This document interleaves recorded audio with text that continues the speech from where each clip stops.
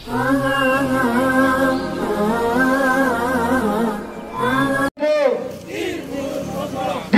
न ढाका, ढाका ढाका, अरे गुलामी न आजादी, आजादी आजादी, नारे तकबीर।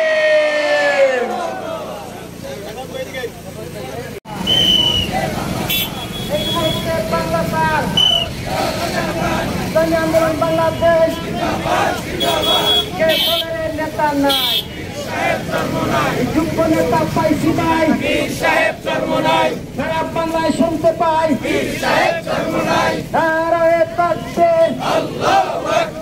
ইসলামী আন্দোলন বাংলাদেশ জিন্দাবাদ জিন্দাবাদ। ভারতীয় রাজাকার, ভারতীয় রাজাকার এই মুহূর্তে বাংলাদেশ। ইসলামী আন্দোলন বাংলাদেশ জিন্দাবাদ জিন্দাবাদ। ভারতীয় রাজাকাররা তৎকালীন সময় থেকে 2024 সালের 5 আগস্টের আগ পর্যন্ত তারা দালালি করেছে, এখনো করে যাচ্ছে। আমি আজকের এই বিজয় র্যালি থেকে বলতে চাই, এখনো যারা তৌহিদি জনতা জেগে উঠেছে, আপনারা দালালি করলে আর ছাড় পাবেন না। এই বলে আমি আমার সংক্ষিপ্ত কথা শেষ করছি। আর দালালি, ভারতীয় দালালেরা আর স্বৈরাচারী করেন না। ভারতীয় রাজাকার এই মুহূর্তে বাংলা ছাড়, ভারতীয় রাজাকার এই মুহূর্তে বাংলা ছাড়, এই স্লোগান রেখে আমি আমার সংক্ষিপ্ত আলোচনা শেষ করছি। ওমা আলাইনা ইল্লাল বালাগ। সংক্ষিপ্ত বক্তব্য রাখবেন ইসলামী আন্দোলন বাংলাদেশ ভালুকা উপজেলা শাখার সংগ্রামী সভাপতি মাওলানা ফজলুল করিম। সকলে দুরূদ শরীফ পড়ি। আল্লাহুম্মা সাল্লি আলা সাইয়্যিদিনা ওয়া নাবিয়িনা ওয়া শাফিয়িনা ওয়া হাবিবিনা মাওলানা মুহাম্মদ সাল্লাল্লাহু তাআলা আলাইহি ওয়া আলা আলিহি ওয়া আসহাবিহি ওয়া সাল্লাম। আল্লাহ পাকের লাখো কোটি শুকরিয়া যে আল্লাহ পাক রব্বুল আলামিন আমাদের সকলকে এখানে জমায়েত হওয়ার তৌফিক দান করছেন। এই জন্য শুকরিয়া আদায় সকলে বলি আলহামদুলিল্লাহ। গভীর শ্রদ্ধার সাথে স্মরণ করতেছি এই দেশ এবং স্বাধীনতার জন্য যারা জীবন দিয়েছেন, শহীদ হয়েছেন, তাদের বিদ্রোহী আত্মার মাগফিরাত কামনা করছি এবং যারা অসুস্থ তাদের সুস্থতা কামনা করতেছি। এবং দ্বিতীয়বার আবার আজকে 15 আগস্টে যে সমস্ত ভাইয়েরা শহীদ হয়েছেন এবং যে 5 আগস্টে যারা শহীদ হয়েছেন এবং যারা আহত হয়েছেন, আমি সকলে যারা আহতদের সেবা কামনা করতেছি। আর শহীদ যারা হয়েছেন তাদের বিদ্রোহী আত্মার মাগফিরাত কামনা করতেছি। প্রিয় ভাইরা আমার, আজকে যে আমাদের নেতা, আমাদের পীর সাহেব, আমাদের কলিরার স্পন্দন, হৃদয়ের স্পন্দন পীর সাহেব চরমনাই, আমরা কোনো দল বা কোনো ব্যক্তির পক্ষে না, আমরা সমস্ত জালেমের বিপক্ষে। বলেন ঠিক না বেঠিক? কোনো চাঁদাবাজ, কোনো সন্ত্রাসী আমরা সাপোর্ট করি না। বলেন ঠিক না বেঠিক?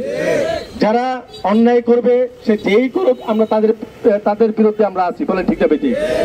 যেই অন্যায় করবে তাদের বিরুদ্ধে আছি, সে যেই হোক। এই জন্য ভাই দুস্থ বুজুর্গ, আজকে যে আমাদের কথা বলার স্বাধীনতা হয়েছে, এই জন্য এটাও আল্লাহ পাকের বহুত বড় নিয়ামত।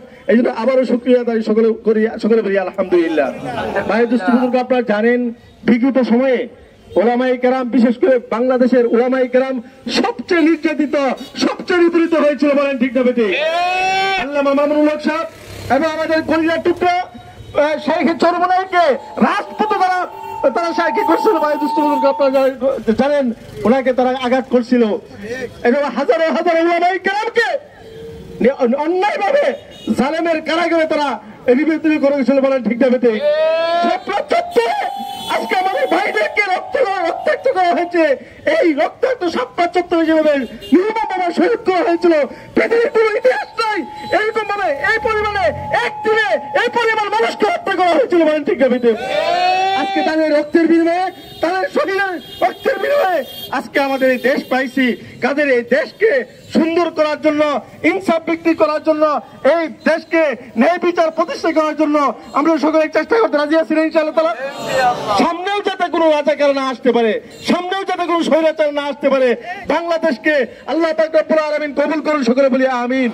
দিল্লির ষড়যন্ত্র থেকে এই দেশ এবং জাতিকে আল্লাহ রক্ষা করেন, সকলে বলি আমিন। আল্লাহ তাআলা অন্য যে সমস্ত মুসলমানরা নির্যাতিত আছে সেই সমস্ত মুসলমানদেরকে আল্লাহ তাআলা সাহায্য করেন, সকলে বলি আমিন।